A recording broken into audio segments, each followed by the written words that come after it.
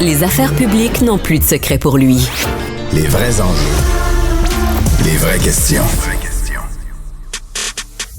Émotionnel ou rationnel. En accord ou à l'opposé. Les rencontres de l'heure.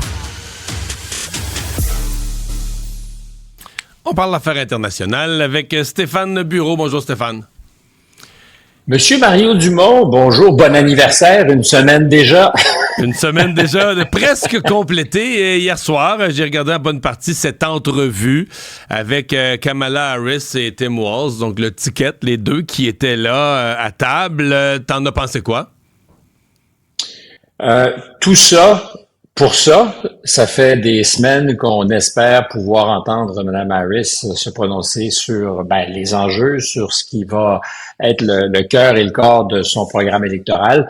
Et finalement, 27 minutes et quelques-unes de ces minutes qui ont été des réponses de M. Walz. Donc, je pense pas qu'on sache davantage aujourd'hui ce qu'est le plan, la plateforme électorale de Mme Harris, mais elle sait, somme toute, tirer d'affaires correctement.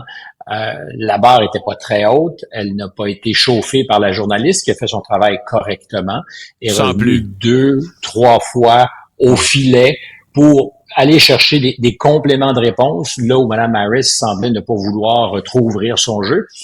Mais disons que c'est tiède. Je dirais que c'est même peut-être un peu insipide, mais du point de vue de Mme Harris, du point de vue du Parti démocrate, ils n'ont pas compté dans leur but. Il y a certainement pas un moment qui pourrait être monté en épingle. Sinon, je retiens 2-3 choses quand même. La première, de façon assez surprenante, à 2 occasions, Mme Harris a parlé des 10 dernières années. Par exemple, qu'il fallait tourner la page sur les 10 dernières années et aussi pour dire que le climat politique, le discours politique aux États-Unis s'était beaucoup détérioré au cours des 10 dernières années. Évidemment, l'intention, c'était de pouvoir accabler Donald Trump. Le problème, évidemment, c'est que dans sa mathématique, sur les 10 dernières années, il y en a 6,5, sinon 6 et 1/3, qui sont le fait d'administration démocrate, M. Obama, puis les années Biden. Donc, pas clair, c'est pas un piège vilain. Et aussi cette idée que ces valeurs n'ont pas changé, mais, et c'est moi qui l'ajoute, ces choix politiques, eux, ont changé. Parce que l'enjeu, c'était sur les gaz de schiste, par exemple. Entre autres, c'était un des enjeux. Comment expliquer que la candidate Kamala Harris en 2019, faut le rappeler, candidate en 2019 parce qu'elle ne s'est pas rendue jusqu'aux primaires de 2020. C'est une campagne qui n'a pas été un succès pour dire le moins. Sur certains enjeux, était le fruit de la culture qui l'a porté, c'est-à-dire le fruit de la Californie. Donc, une politique beaucoup plus progressiste que serait le mainstream américain, pardonne l'expression anglophone, disons la route centrale qui est en général le chemin du succès électoral aux États-Unis. Donc, comment expliquer qu'elle ait changé? Puis la réponse courte, dans le fond, c'est à partir du moment où j'ai été sur le ticket avec M. Biden, je ne pensais plus comme la candidate Harris. Alors, sur la question de la fracturation hydraulique, les gaz de schiste, elle était très, très, très opposée. Elle disait, il faut arrêter ça, il faut stopper net parce que justement, j'ai des valeurs. Je crois à la transition verte. Je crois que nous devons faire des choix. Or, depuis cette époque, et elle l'a répété, depuis le débat en 2020 contre Mike Pence, j'ai aucun souci avec ça. J'ai même été le facteur déterminant quand on a eu à autoriser la fracturation hydraulique. C'est moi qui ai débloqué l'impasse au Sénat en étant le 51e vote, ce que fait un vice-président quand il y a égalité 50-50. Donc, soudainement, sur cette affaire-là, entre l'idéaliste candidate qui rêvait d'être la figure de proue du Parti démocrate et le jour où elle se joint au ticket de M. Biden, changement. Sur l'immigration, elle avait très catégoriquement dit on ne doit pas criminaliser les immigrants illégaux. Or, là-dessus, elle dit non, aujourd'hui, je pense qu'il faut qu'on fasse gaffe, on doit faire attention. Et d'ailleurs, la question, comment vous expliquez que vous êtes sur cet enjeu aujourd'hui beaucoup plus vigilante, 3 ans et demi après avoir accédé au pouvoir? C'est comme si il n'y avait pas de lien entre le fait qu'elle est candidate et que le discours a changé. Or, le discours a changé et le bilan, pour les Américains, pour la très grande majorité des Américains, le bilan, et même chez certains démocrates, il n'est pas super brillant. La frontière américaine entre le Mexique et les États-Unis à mon avis, c'est le talon d'Achille. Moi, je trouve que c'est le talon d'Achille. D'autant, Mario, je sais pas si tu l'as observé, mais les statistiques sont un peu menteuses parce que quand on parle des illégaux aux États-Unis, c'est évidemment directement lié au nombre de personnes qui ont été arrêtées par la police des frontières. Mais il y a probablement plein de gens qui n'existent pas statistiquement parce qu'ils n'ont pas été arrêtés. Alors, est-ce que c'est une personne sur deux, une personne sur trois personnes sur quatre qui sont arrêtées à la frontière? Le pari que je fais, c'est qu'on n'a pas le chiffre réel.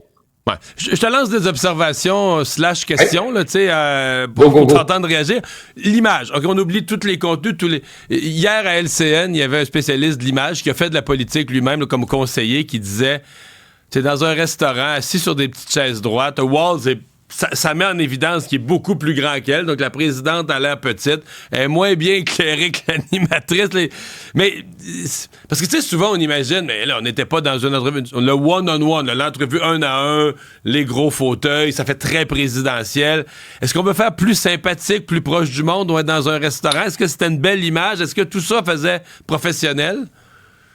Alors, deux choses. La première, c'est que ça ne peut pas être la faute de l'équipe de Mme Harris, parce qu'évidemment, c'est CNN qui invite, c'est CNN qui est responsable de la production.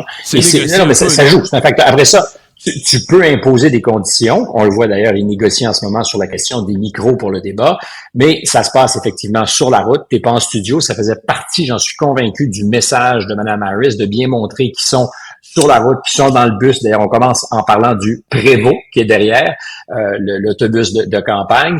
Il précise pas que c'est un Prévost, mais enfin, il parle de l'autobus de campagne. C'est de montrer que et elle et son colistier sont avec les électeurs, parlent des enjeux, sont dans des restaurants. Tout ça compte dans le message. C'est une occasion de aussi rappeler que depuis qu'elle est vice-présidente, elle a été 17 fois en Georgie. Et c'est un dire ça. Elle a insisté. Exactement. 17 fois parce qu'ils l'ont emporté en 2020 par 12 000 voix. Donc, tout ça compte. Alors, à ta question, est-ce que c'était optimal? Non. Cette espèce de d'écart de hauteur entre son vice-président ou son colistier et elle, c'est pas terrible. Mais en même temps, pour M. Walz, il avait l'air pendant un certain temps d'une potiche. Il y a, je pense, 8-9 minutes qui s'écoulent avant qu'il ne parle. Puis on n'a pas parlé de Walz, mais s'il y a quelqu'un qui a été un peu dans les câbles, c'est M. Walz. Il était faible. Il n'a pas répondu aux questions sur ses controverses personnelles. Là, c'était pas convaincant du tout. Absolument. En fait, il ne nie pas qu'il a menti. On s'entend que c'est un mensonge qui est véniel, c'est pas gravissime, mais aux États-Unis, le service militaire, la manière avec laquelle on a servi, ça compte, ça pèse. Il y a d'ailleurs un crime, ce qu'on appelle de stealing valor, voler des exploits ou des accomplissements qui ne sont effectivement pas accomplis, qui n'ont pas eu lieu. C'est un crime. On peut pas revendiquer des faits d'armes qui ne sont pas les siens.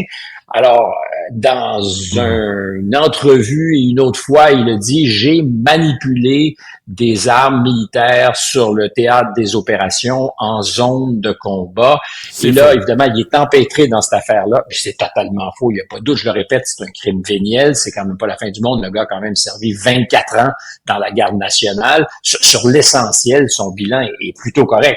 Mais c'est un mensonge. Et plutôt que de le passer au passif, dire « Hey, j'ai franchement erré, j'ai racolé », parce que c'est un peu ça. Il explique que sa femme, à répétition, lui dit qu'il y a des problèmes de grammaire. C'est franchement faible.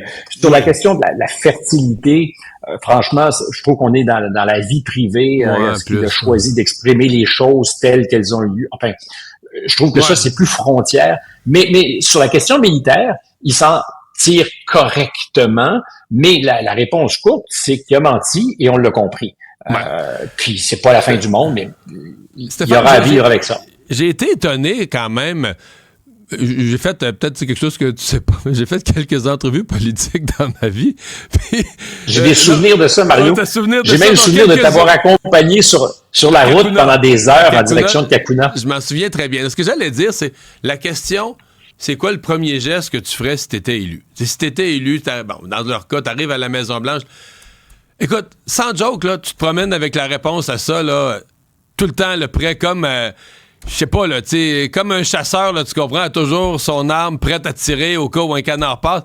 Comment elle peut avoir... Parce qu'elle a jamais répondu à ça. Elle a flasé, elle a dit toutes sortes de phrases sur ce qu'elle ferait au cours des premiers mois, mais le premier geste. Il faut que tu le choisisses. C'est stratégique. Il faut que tu trouves un geste qui est symbolique, porteur pour ta clientèle, qui démontre un courage. Tu choisis ton... Mais tu dois être capable de nommer en termes simples et compréhensibles pour la masse. Moi, si j'arrive à la Maison-Blanche, le premier geste que je fais, c'est j'annule telle loi, je fais voter telle loi, je débloque tel budget. Tu comprends ce que je veux dire? Un geste. Puis que le monde se dit, Mais... Je trouve que tu peux pas flaser sur cette question-là. Te perdre là, en 1001 gestes... Et c'est toujours le risque avec Mme Harris qui est capable de sortir une salade de mots qui est un peu incompréhensible. C'est d'ailleurs arrivé quand elle a eu à parler de Joe Biden. Elle a fait son bilan, même année, on a senti que c'était en train de déraper. Puis il y a probablement une bonne fille qui, derrière la tête, lui a dit « ding, ding, ding, ding, ding », on revient au centre. Et c'est vrai, première question, quel sera votre geste au jour 1, le geste qui va symboliser votre volonté d'action? Elle n'a jamais répondu. Elle est partie avec une salade de mots en disant « je vais m'occuper de la classe moyenne ». Big deal, c'est ce que tous les politiciens vont toujours te dire. Mais quel geste concret? Et là, la journaliste est montée au filet. C'est une des fois où elle l'a fait en disant « oui, mais ma question, c'était « qu'allez-vous faire ?» Puis elle le savait pas vraiment. Puis à tout moment, parce qu'on parlait d'optique tout à l'heure, on parlait de la forme, on a senti que Mme Harris était sur toujours un regard où elle anticipait le vilain coup. Puis il faut faire attention, on peut pas jauger un visage, quoi que ça compte, mais c'était toujours ça, cette impression qu'elle est en train d'attendre le virage qu'elle pourrait mal négocier, alors qu'évidemment, il y avait absolument rien pour fouetter un chat. Autre fait important ou autre moment important, c'est évidemment quand elle a eu à commenter l'état de M. Biden au cours des dernières semaines, derniers mois, elle a catégoriquement rappelé qu'il était intelligent, vigilant, engagé, que son jugement n'avait jamais été altéré.